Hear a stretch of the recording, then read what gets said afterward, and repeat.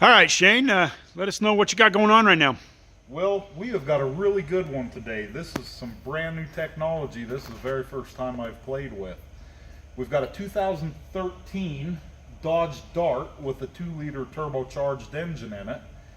This vehicle came in making a really bad noise with a very severe engine vibration. What we found is this transmission actually has 2 clutches in it. This transmission is labeled as an automatic transmission, but in its true form, it's actually a standard transmission that is shifted electrically. This thing uses a clutch that is applied both ways. One clutch is always applied while the other one is disengaged. Hope you can bear with me for just a minute because this has got a little bit complicated. When this engine is running, one clutch applies higher gears, one clutch applies lower gears, and reverse.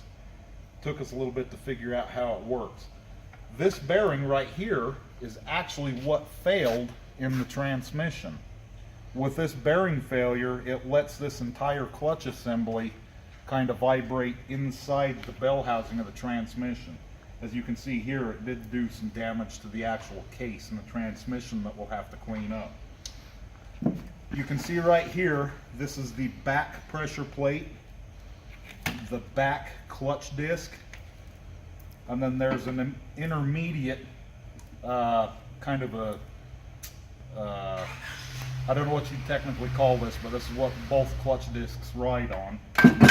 And then you have another clutch disc as well as a forward pressure plate. So these guys are a little bit complicated. In theory, it's really cool.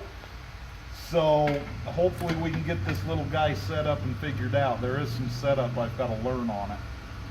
Pretty interesting concept. So if you're looking at the Dodge Darts, be prepared that you may have to go through this repair. So any questions, feel free to comment or give us a call down here at Leo's Automotive. Sweet.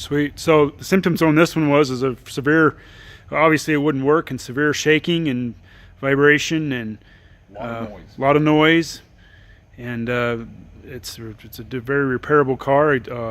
Very complicated to set up. There's a lot of measurements you have to do and a lot of calibration you have to do with scan tools and stuff like that. So, yeah. Correct. Very complicated little setup, but really neat in theory. Yeah. So we'll let you know how this one goes. This is brand new for us. Okay, great. Well, thanks, Shane. Good luck with that, and we'll be in tune. Thank you. You bet.